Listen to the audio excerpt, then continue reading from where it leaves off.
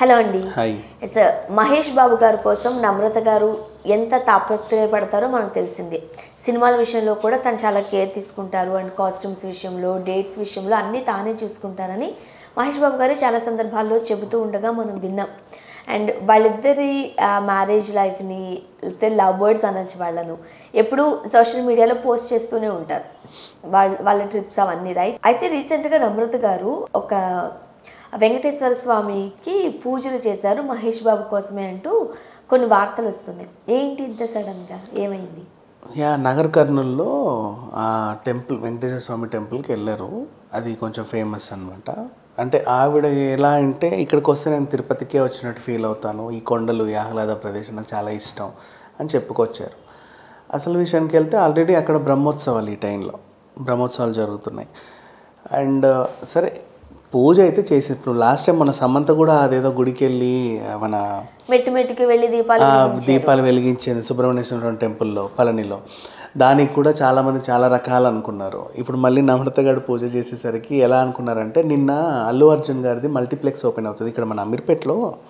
సత్యం theatre ఉంది కదా, సత్యంని AAA చేస్తారు, ఏషియన్ అల్లు అర్జున్ సినిమాస్ చేశారు. సో ఆయన కూడా థియేటర్ రంగంలోకి వచ్చారు. వాళ్ళ AMB cinema already Mahesh Babu గారితో వీళ్ళు చేశారు కదా, ఏషియన్ వాళ్ళతో. తర్వాత విజయ్ దేవరకొండ కూడా ఏషియన్ వాళ్ళతో ఫ్రాంచైజీ తీసుకొని పెట్టుకున్నాడు, ఒక హాల్ పెట్టుకున్నాడు. ఇప్పుడు ఈయన కూడా థియేటర్ రంగంలోకి వచ్చారు. అండ్ అంటే ఎట్లా అంటే జనాలు అనింది, నిజంగా వీళ్ళు అనుకోలే, యాక్చువల్గా జనాల వదంతులు. అల్లు గారు స్టూడియో పెట్టేశారు, పాన్ ఇండియా లెవెల్లో కూడా ఈయనకంటే ఫస్ట్ వెళ్ళాడు. ఇప్పుడు మళ్ళీ థియేటర్స్ కూడా పెడుతున్నారు.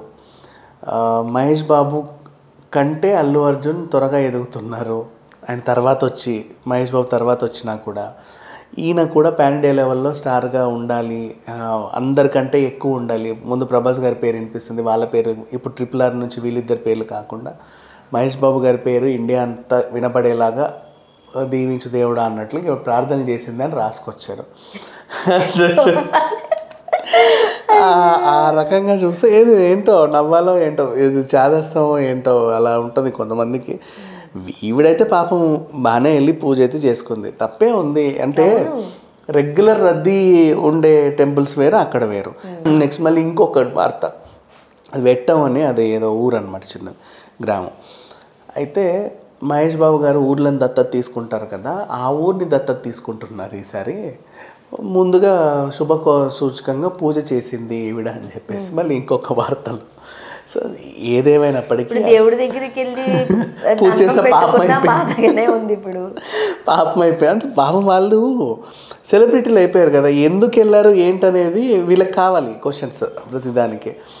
దానికి ఆన్సర్స్ వెతుక్కుంటూ ఎక్కడెక్కడి నుంచో ఏముడో దొరికితే దాన్ని లాగి దాన్ని కంట కట్టడం అనమాట. అంటే ఇప్పుడు మనకి కంపారిజన్స్ స్టార్ట్ అయ్యేసరికి ఎక్కడో ఫ్యాన్స్ మధ్య గొడవ వీళ్ళ వరకు కూడా వెళ్ళే ఛాన్సెస్ ఉంటుందియా. మొన్న రెస్టారెంట్ కూడా ఓపెన్ చేసింది ఆవిడ, నమ్రత రెస్టారెంట్. అది బాగానే నడుస్తుంది, బిజినెస్ రంగంలోనూ వీళ్ళు బాగున్నారు, అన్నిట్లోనూ. అయితే ఏంటంటే బన్నీతో కంపారిజన్ ఎందుకు వచ్చిందంటే, మహేష్ బాబు గారు యాడ్స్ చేస్తారు, బన్నీ కూడా యాడ్ చేస్తాడు. మహేష్ బాబు గారు హీరో, బన్నీ కూడా హీరో. ఇప్పుడు ఇక్కడ పోతే మహేష్ బాబు గారికి బిజినెస్లు ఉన్నాయి, సేమ్ బిజినెస్ బన్నీకి కూడా పెడుతున్నారు. వీళ్ళకి స్టూడియోలు ఉండేవి, ఇప్పుడు సరే లైవ్లో లేవు.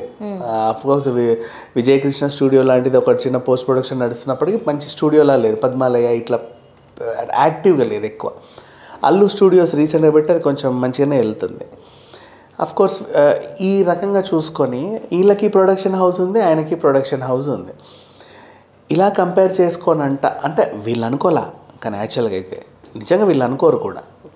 యాక్చువల్గా ఇంతకు ముందు తరం హీరోలను చూసినట్లయితే ఓన్లీ సినిమా కోసమే ఉండేవాళ్ళు. వాళ్ళు పొద్దుట మధ్యాహ్నం సాయంత్రం 3 షిఫ్ట్లు చేసుకుంటూ 3-4 సినిమాలు ఒకే రోజు చేసిన సందర్భాలు ఉన్నాయి.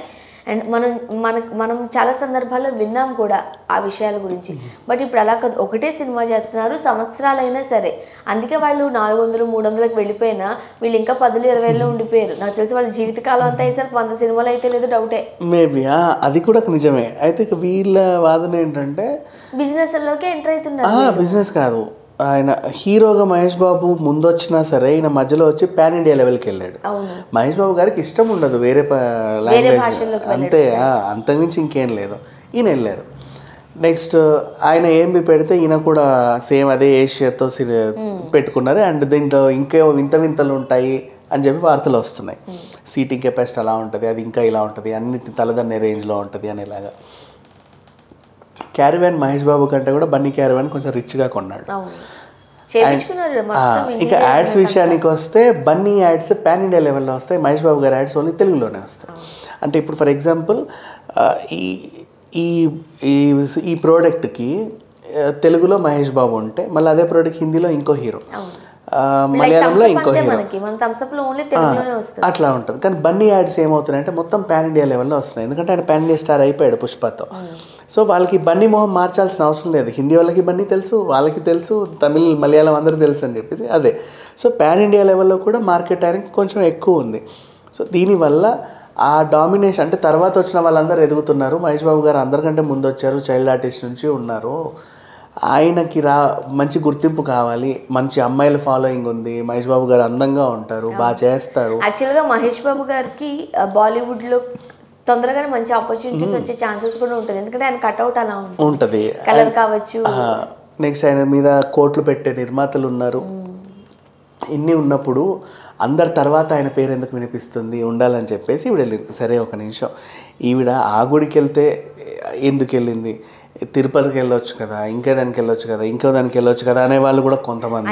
అయినా మనం చూస్తే డబ్బులకి వాళ్ళకి కంపారిజన్ అవసరం లేదు, బోర్డు డబ్బులు ఉన్నాయి, అండ్ ఫేమ్ కూడా మంచిగానే ఉంది. వీళ్ళు ఒక బౌండరీస్ గీసుకుని ఈ ఫ్యామిలీ అక్కడే ఉండిపోయారు కాబట్టి. సో అలాంటప్పుడు ఇంకా వాళ్ళతో కంపేర్ చేసుకుని నేను వాళ్ళకన్నా బాగా ఎదిగిపోవాలి, మా ఆయన గారు అనుకోరు అసలు. వాళ్ళకున్నది వాళ్ళకి చాలు. అండ్ ఇంకొకటి, వాళ్ళు అందరిలాగా కొంతమందిలాగా అందరితో కలిసిపోయి కూడా ఉండరు. అయితే సినిమా, లేకపోతే ఫ్యామిలీ, లేకపోతే ట్రిప్స్ మనం చూస్తుంటాం. అంటే వాళ్ళకి అంత ఫేమ్ అవసరం లేదు, సినిమాలకు వాళ్ళకి ఇష్టం కాబట్టి, వాళ్ళ ప్యాషన్ కాబట్టి చేస్తున్నారు అంతే. అండ్ మళ్ళీ ఇంకొక వర్గం వాళ్ళు ఏం ఈవిడ గుడికి వెళ్ళిన పాపానికి ఎంతమంది ఎన్ని రకాలుగా రాసుకొచ్చారంటే, ఇంకొక వర్గం వాళ్ళ వెర్షన్, కృష్ణ గారు చనిపోయి సంవత్సరం అవ్వలేదు కదా, కూడా కాలేదు, వాళ్ళు ట్రిప్కి వెళ్ళారు. పక్కన పెడితే గుడిలోకి కూడా వెళ్ళొద్దు కదా, ఈవిడ గుడికి ఎందుకు వెళ్ళింది, పైగా బ్రహ్మోత్సవానికి ఎందుకు వెళ్ళింది అని చెప్పేసి ఏదో ఉంటది మైలు ఏదో అది ఉంటుంది కదా, వెళ్ళకూడదు అని చెప్పేసి అన్నారు. అవన్నీ పట్టించుకోవాల్సిన అవసరం లేదు, జస్ట్ మూఢనమ్మకాలు అంతే. అండ్ మళ్ళీ ఆ మధ్యలో ఆ రెస్టారెంట్ ఓపెన్ చేసినప్పుడు కూడా అంతే, వీళ్ళకి బిజినెస్ల మీద, వీళ్ళ ట్రిప్ల మీద ఉన్న శ్రద్ధ కృష్ణ గారి మీద లేదని చెప్పేసి రాసుకొచ్చారు. వీళ్ళు ఏం చేస్తే వాళ్ళకి ఎందుకు, వాళ్ళకి నచ్చినట్టే వీళ్ళు బ్రతకాలంటే ఇంకా వీళ్ళ జీవితం వీళ్ళకి ఎందుకు? అదే కదా. ఇప్పుడు నేను ఈ పని చేస్తే ఫ్యాన్స్ ఎలా అంటారా, ఇప్పుడు నేను ఈ పని చేస్తే వాళ్ళ ఫ్యాన్స్ ఎలా అంటారా, నన్ను ట్రోల్ చేస్తారా, టార్గెట్ చేసుకుంటారా అనుకునే లోపు జీవితకాలం అయిపోతుంది. బట్ ఏదేమైనా మనలో మనం కొట్టుకుని చావడమే తప్ప వాళ్ళందరూ మంచిగా అలానే ఉండాలని కోరుకుందాం కూడా. Thank you so much.